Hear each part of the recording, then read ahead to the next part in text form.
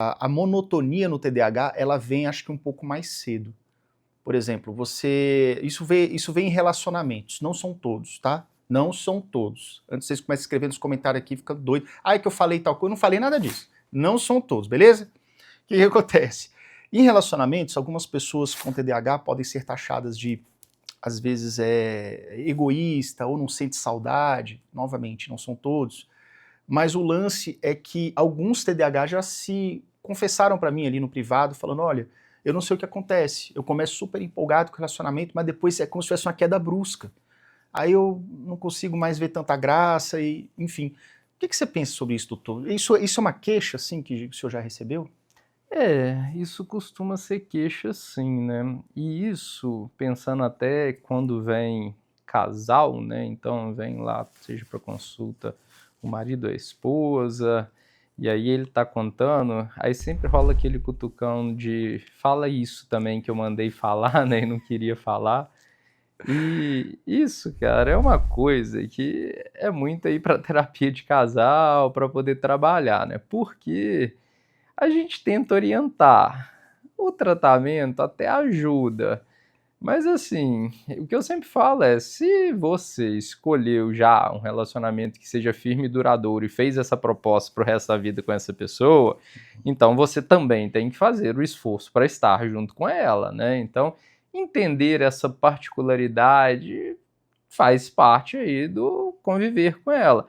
Porque é muito comum também aquela esposa que fica queixando de: "Nossa, mas nada meu é interessante, tudo que eu falo não presta atenção, parece que não tem vontade de ouvir ou só quer falar e não importa o que aconteceu comigo". Tá, se de fato não importasse o que aconteceu, talvez essa pessoa não estivesse com você, né, então importar, importa. Agora, como ele manifesta esse importar-se, que é o que está te incomodando, faz aí o trabalho bilateral, né, ele criar na cabeça dele a rotina que é necessário perguntar, dar tempo para ela falar, ouvir, dar tempo ouvindo ela e tempo de qualidade, né. Uhum. E ela também tem que entender que não, ele não é frio, ele não tá nem aí pra mim, é Não é pessoal, simplesmente né, doutor? não é Não é intencional, não tá fazendo aquilo intencional, né? Tipo, intencionalmente. ah, é porque eu não gosto de você. Não, cara, é porque ele só tá ali no momento que tá desconectado das coisas externas. Isso é comum no TDAH, né? Sim, Agora veja bem, aí isso que você tocou num ponto interessante, falando um pouco mais de relacionamento, né, antes dos outros tópicos, é, é importante sim o TDAH buscar ajuda. Assim, vamos supor, neste exemplo, o cara tem um TDAH e a esposa não. Neste exemplo, nós sabemos que ambos podem ter. sim, Então a esposa, que não tem TDAH, ela está se queixando porque ele é distraído, desatento, ele não me dá atenção e tal. Se ele ficar encostado e tá tudo bem para isso, isso vai ruminar, vai arruinar o relacionamento. Agora, é importante que ele procure ajuda, principalmente a terapia, sim, o tratamento, às vezes, medicamentoso, né, com um neurologista sim. ou psiquiatra. Mas eu acho que é importante isso, doutor. Eu queria saber até a sua opinião, porque você fala que às vezes no consultório a esposa fala, ou o marido, né? Ó, fala lá o que eu mandei você falar, porque de repente tem que ter um interesse do paciente TDAH em querer melhorar. Sim, sim. Isso daí, Yuri, eu acho que é o que mais é difícil, né? Porque se uma outra pessoa quer te ajudar, mas você não quer ser ajudado, é difícil demais. E aí, isso é trabalho para psicologia, trabalho para ser bem feito e feito aí de forma pesada, né? Tem aquela parte de psicologia motivacional que trabalha mais isso, né? E assim, eu sempre tento pegar nessa orientação de não, vai, mas vai junto primeiro os dois, e às vezes o, o que não é o paciente, né, o esposo ou a esposa, que está incomodado com aquilo que não incomoda o paciente, vai junto, vai na primeira sessão, tenta deixar bem claro, ainda que seja implicitamente, que isso é uma coisa que tem que melhorar e tem que ser trabalhado, para que a psicóloga, o psicólogo consiga motivar aquela pessoa a mudar aquele padrão de comportamento. Uhum. Se a gente for entrar, cara, na parte aí de tratamento medicamentoso, né, eh, não é, em geral, um sintoma que costuma ter muita resposta à medicação. Então, eu até falo que Se na primeira consulta isso fosse a queixa principal, e geralmente não é, isso é a queixa do cutucão, aquela do fala isso também incomoda, a gente estaria mal, porque não vai melhorar tanto com medicação e aí não vai querer tratar mais, né? Então, até por um outro lado, que bom que geralmente a queixa principal é aquela da desatenção em cenário de trabalho, aquela do prejuízo aí executivo, aquela também de impulsividade ou excesso de pensamento, que a gente vê que melhora mais com a medicação, pelo menos a pessoa tem mais confiança no diagnóstico e se motiva mais a tratar. A psicoterapia, ela sempre é orientada na primeira consulta, mas eu nem costumo cobrar tanto ela na primeira consulta, porque o paciente com medicação melhorando, ele consegue ter uma motivação já a não, minha mulher reclamava disso, não, e eu já melhorei em tanta coisa, né? Então vamos fazer essa terapia sim, porque às vezes eu melhoro disso também, nem que seja para ela parar de reclamar disso. Então, eu sempre é orientada no início, mas às vezes a gente vai ver que a aderência vai vir do meio para frente, né? Ou seja, é importante que o paciente entenda até o seu estágio. Assim, eu acho que clareza é uma palavra boa a ser utilizada, né?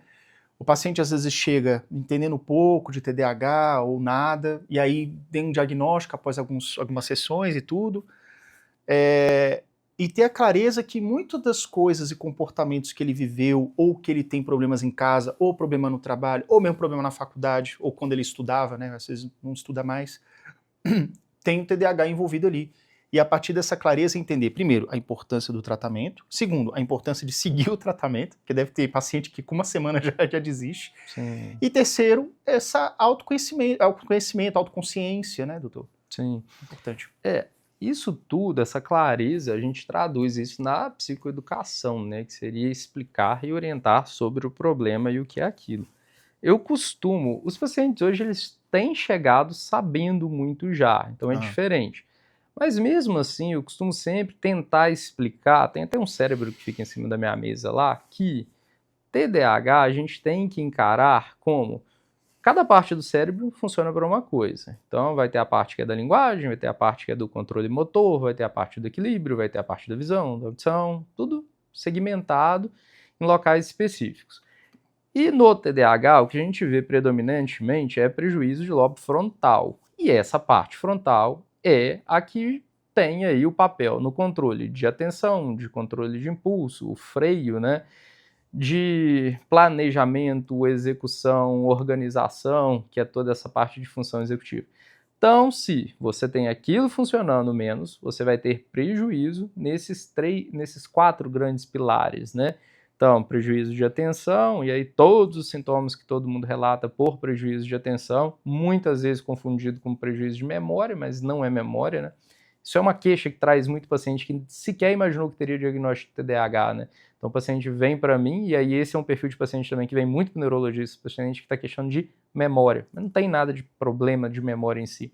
Então prejuízo da atenção, prejuízo aí do controle de impulso, da hiperatividade, controle de impulso e hiperatividade, excesso de pensamento, a disfunção executiva, dificuldade de organizar, planejar, cumprir as rotinas, cumprir prazos, e desregulação emocional.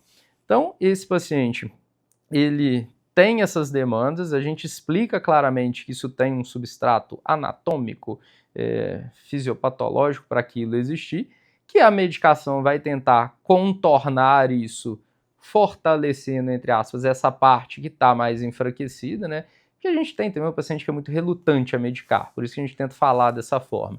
Então, por exemplo, dá para você explicar em paralelo um paciente que tenha uma epilepsia, que tem uma área do cérebro que é predisposta a ter crises, a ter um curto-circuito, você dá uma medicação para tratar aquilo naquele local. O TDAH você vai dar para tratar no outro local. Então, ter essa clareza é bom.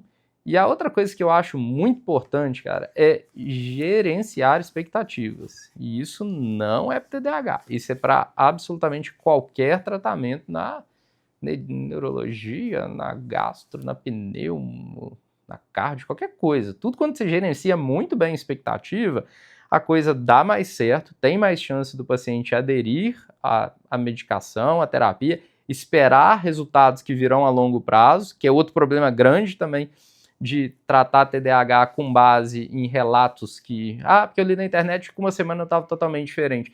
Ninguém vive em uma semana experiências de vida toda. Não. Então não tem como você usar uma medicação e querer que em uma semana você esteja muito bem. Em uma semana você não fez tudo que você faz em um mês. Como é que você sabe que vai fazer diferença em tudo, né? Então você tem que gerenciar muito bem a expectativa. E doutor, é porque eu acho que muitos neurologistas e psiquiatras não falam isso. É um ponto importante. Eu queria até que você explicasse um pouco mais sobre gerenciar a expectativa, mas eu acho que tem muito paciente que sai do consultório, relato deles mesmo, e fala assim, poxa, Yuri, você explicou aqui até mais do que o meu médico explicou, porque ele só passou o remédio e mandou ir para casa. Então, muitas vezes, falta uma explicação melhor até para esse negócio de alinhar a expectativa, né? Cara, isso é verdade, realmente, né? A gente recebe aquele paciente que, consultei semana passada, mas não tomei o remédio porque eu não tive aí segurança, né? Foi 30 minutos, pode ser 30 minutos que de cara aquele diagnóstico esteja completamente visível, marcado, né? Mas pode ser que não seja aquilo, até porque se você quiser a gente conversa sobre diagnóstico diferencial, né? Aquela coisa de nem todo TDAH, nem todo mundo que acha que tem TDAH vai de fato ter, porque tem um monte de coisa aí que dá uma... TDAH, pare de culpar os outros. Infelizmente, seus pais, professores, colegas podem ter sido duros com você, mas você precisa parar de culpá-los para desenvolver sua autorresponsabilidade e finalmente decolar na vida. Eu também passei por tudo isso e sofri até a fase adulta, mas desenvolvi um método para dar um basta nisso. Você pode ter acesso a este método no primeiro link da descrição.